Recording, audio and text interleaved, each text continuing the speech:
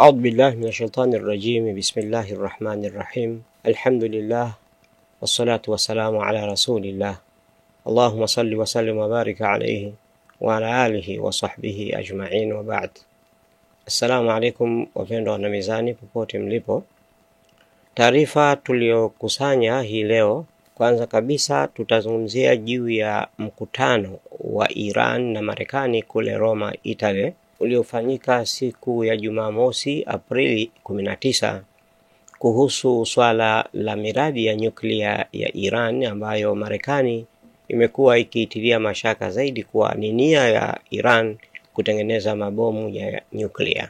Kadhalika tutakuwa na taarifa ambayo imetokana na vitisho vinavyotoka Israel. Taarifa ya awali ilikuwa ni kwamba Israel pamoja na Marekani zilikuwa na mpango wa pamoja wa kuishambulia Iran na kuvivunja vinu vyake vya nyuklia katika maeneo mbalimbali ya Iran, katika mashambulizi makubwa sana ambayo Donald Trump alitangaza kuwa Iran itayaona mashambulio ambayo haikupata wala haikutarajia kukutana nayo, na yalipangwa kudumu kwa muda wa wiki moja mashambulio hayo. Lakini baadaye ikaja ikafahamika mwanzoni mwa mwezi huu wa Aprili kwamba Rais Donald Trump ameghairi kufanya mashambulio hayo, na Israel imejitokeza ikisisitiza kuwa itatekeleza mashambulio dhidi ya Iran katika maeneo yake ya miradi ya nyuklia, hata kama Marekani haitoshiriki kama alivyosema rais wa nchi hiyo. Kwa hiyo tutakuleteni taarifa hiyo, nini kilichosemwa na Israel na nini kinachozungumzwa na Iran kuhusu swala la mashambulio hayo. Karibuni katika taarifa hizi muhimu sana ambazo zinabeba amani na utulivu wa dunia nzima na hali ya uchumi kadhalika kwa ulimwengu mzima. Kwanza kabisa tuanze na swala la mazungumzo yaliyofanyika Roma siku ya Jumamosi kati ya Iran na Marekani. Msemaji wa zamani wa Wizara ya Mashauri ya Kigeni na balozi wa zamani wa Iran nchini Italia amesema mazungumzo na Marekani yamekuwa na mwanzo mzuri kimuundo na kiujumla. Sayyid Muhammad Ali Husseini amesema makubaliano kati ya pande husika kuzingatia mazungumzo ya kuondoa vikwazo na swala la nyuklia, na mchakato wa mazungumzo na Marekani unaendelea vizuri. Duru ya kwanza ya mazungumzo hayo ilifanyika Jumamosi iliyopita Aprili 12 katika mji mkuu wa taifa la Usultani wa Oman, Muscat. Katika duru ya kwanza ya mazungumzo ya pande mbili, nchi hizo zilikubaliana kwamba msingi wa mazungumzo hayo utakuwa ni Iran kufanya iaminike na itoe hakikisho kwamba programu yake ya nyuklia ina malengo ya amani, na mkabala wake iondolewe vikwazo na Marekani kwa namna itakayokuwa na taathira kwa Iran. Mwanadiplomasia huyo wa Iran amesema kwa kuzingatia uzoefu wa thamani na timu ya mazungumzo ya Jamhuri ya Kiislamu ya Iran na kujitolea kwao katika juhudi za makusudi na makini za kupata maslahi ya kitaifa ya Iran, tuna imani kwamba timu yetu haitapiga hatua moja mbele hadi hakikishe mkondo sahihi wa mchakato sahihi wa mazungumzo hayo. Hayo yanajiri katika hali ambayo waziri wa mambo ya kigeni wa Jamhuri ya Kiislamu ya Iran, Sayyid Abbas Araghchi, ameashiria kumaliza kwa duru ya pili ya mazungumzo yasiyo ya ana kwa ana ya nyuklia kati ya Iran na Marekani yaliyofanyika siku ya Jumamosi Aprili 19 mjini Roma, Italy, na kueleza kwamba mazungumzo ya kiufundi katika ngazi za wataalamu yataanza siku ya Jumatano Aprili 23 nchini Oman. Duru nyingine zinaeleza kuwa taarifa iliyotolewa moja kwa moja kutoka Roma na Press TV nayo ilikazia kwamba duru ya pili ya mazungumzo ya nyuklia yasiyo ya moja kwa moja kati ya Iran na Marekani imefanyika mji mkuu wa Italy, Roma, siku ya Jumamosi Aprili 14 katika anga chanya. Hayo yameelezwa na ripota wa television ya Press TV kutoka Roma moja kwa moja. Akiripoti kutoka nje ya ukumbi wa mkutano, Giso Misha Ahmadi aliyefuatana na ujumbe wa Iran huko mjini Roma ameripoti mubashara kuhusu mazungumzo hayo yaliyofanyika wiki moja baada ya duru ya kwanza ya mazungumzo iliyofanyika katika mji mkuu wa Oman, Muscat. Shirika la utangazaji la Jamhuri ya Kiislamu ya Iran, IRIB, limeripoti kuwa kufuatia kile kilichoelezwa kama mazungumzo ya kujenga yaliyofanyika mjini Roma, kuna mwelekeo mkubwa wa wajumbe wa Iran, Marekani na Oman kufanya duru ya 3 ya mazungumzo hayo ndani ya kipindi cha siku chache zijazo.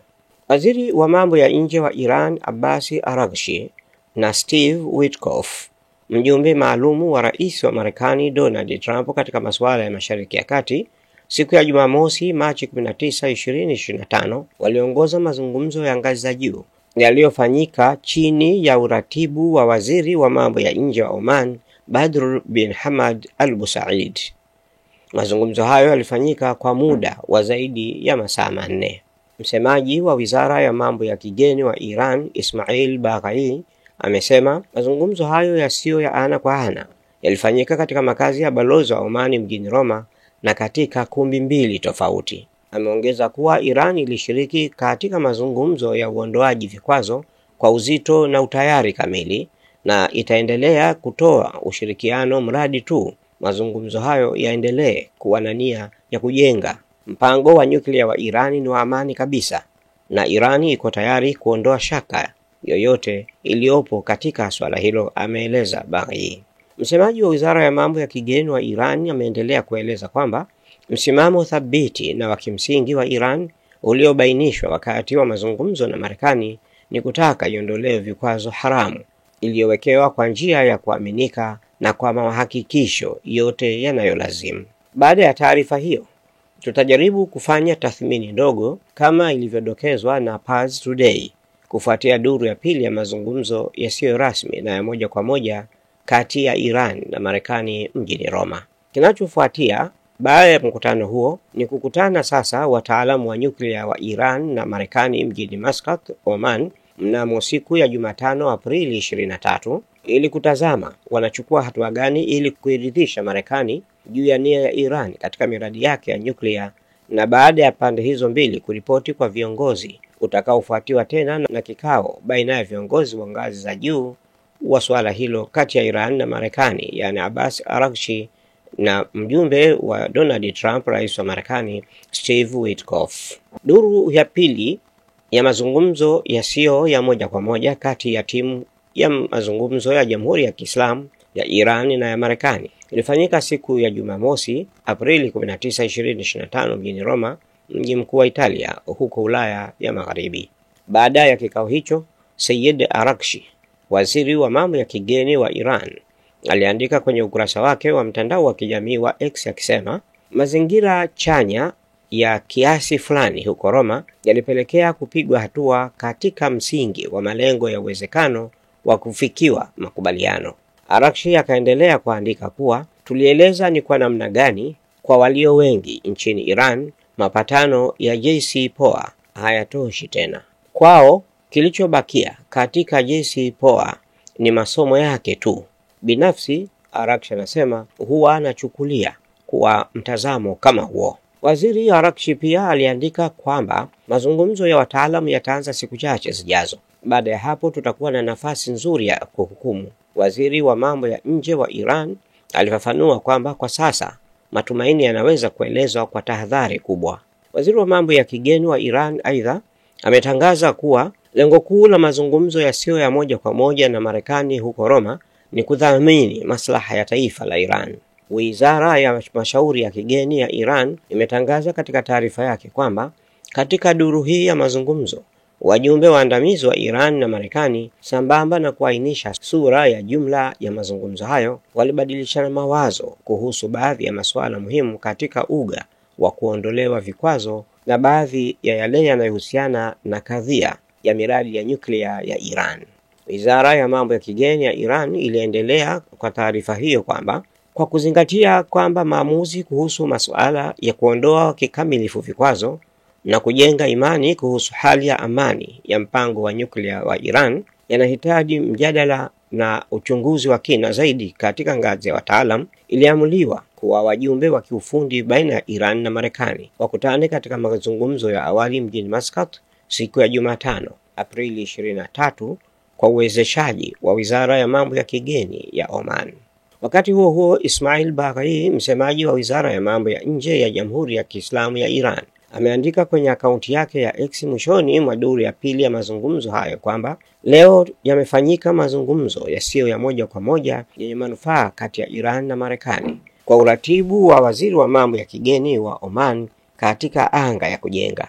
Katika duru ya kwanza ya mazungumzo, pande mbili zilikubaliana kwamba msingi wa mazungumzo hayo utakuwa ni Irani kufanya iaminike na itoe hakikisho kwamba programu yake ya nyuklia ni ya malengo ya amani, na mkabala wake iondolewe vikwazo na Marekani kwa namna itakayokuwa na taathira. Masoud Pezeshkian, rais wa Jamhuri ya Kiislamu ya Iran, aidha amesema kuhusiana na mazungumzo kati ya Jamhuri ya Kiislamu ya Iran na Marekani, serikali haijawahi kufungamanisha hatua na juhudi zake za mazungumzo. Wakati huo huo, ikiwa tunaweza kufikia amani na utulivu, tutakuwa tumefanikiwa mambo mengi, alisema rais huyo wa Iran. Jamhuri ya Kiislamu ya Iran daima imekuwa ikisisitiza kwamba mazungumzo yasiyo ya moja kwa moja na Marekani yatahusu tu suala la nyuklia na yenye lengo la kuondoa vikwazo. Mpango wa nyuklia wa Iran daima umekuwa chini ya usimamizi wa wakala wa kimataifa wa nishati ya atomic. Hii ni katika hali ambayo ripoti za wakala huyo zimethibitisha mara chungu nzima kwamba miradi ya nyuklia ya Iran haijakengeuka mkondo wa amani. Ujumbe wa Iran katika duru ya pili ya mazungumzo ya Roma pia ulielezea malengo ya matakwa yao kwa upande wa Marekani. Kuendelea kwa mazungumzo yasiyo ya moja kwa moja kunaonyesha kuwa Jamhuri ya Kiislamu ya Iran inaipa kipaumbele diplomasia, na ni wa Marekani ambao tofauti na siku za nyuma wanapaswa kubadili utendaji wao na kuwa wakweli katika majadiliano. Taarifa nyingine ambayo ilichapishwa katika vyombo vya habari vya jana ni ile inayosema kuwa baada ya vyombo vya habari kutangaza kote duniani kuwa rais wa Marekani Donald Trump amepinga mpango wa kuishambulia miradi ya nyuklia ya Iran, serikali ya kizayuni ya Israel imesema Israel bila msaada wa Marekani itaishambulia Iran katika shambulizi ambalo madhara yake yataifanya Irani kuwa na muda mrefu zaidi kwa kuweza kufikia hatua ya kutengeneza bomu la nyuklia. Katika mjibizo wake, shirika la utangazaji la Iran Pars Today lilimkariri mwanadiplomasia mkuu wa nchi hiyo ambaye pia ni waziri wa mambo ya kigeni ya Jamhuri ya Kiislamu ya Iran akisema si Israel pekee ambayo haina uthubutu wa kutushambulia, bali hata Marekani pia haikubali kubahatisha kujiingiza kwenye chokochoko hatari kama hiyo.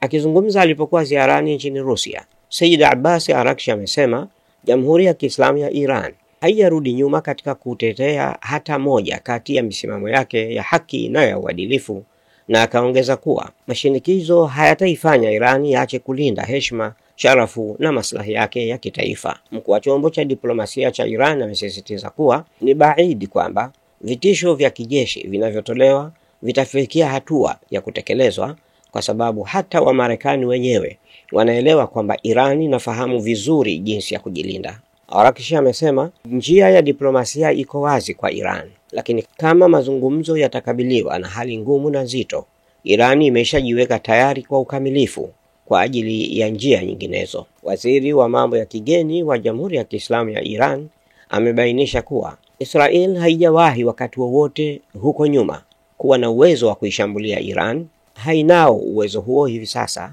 na haitakuwa nao katika siku zijazo. Hata kama itajaribu kufanya hivyo kwa kusaidiwa na Marekani, wote kwa pamoja hawana uwezo wa kufanya operesheni ya kijeshi dhidi ya Iran. Araghchi amesisitiza kuwa Iran ina uwezo wa kujilinda hata dhidi ya Marekani, na akaongeza kwa kusema hata Washington inafahamu Iran ina uwezo wa kiwango gani cha kujibu mapigo, na hata utawala wa kizayuni pia unatambua vyema nguvu zetu za kujilinda na uwezo wetu wa kujibu mapigo, alisema Araghchi. Haya ndio mazungumzo muhimu yaliyokuwa yakiendelea na yakisubiriwa na walimwengu wote kote duniani. Nini itakuwa mwisho na matokeo ya mazungumzo kati ya Iran na Marekani kuhusu mradi wa nyuklia wa Iran? Vitisho vimekuwa vikitawala majadiliano hayo na pande zote zimekuwa zikijigamba kumshambulia mwingine.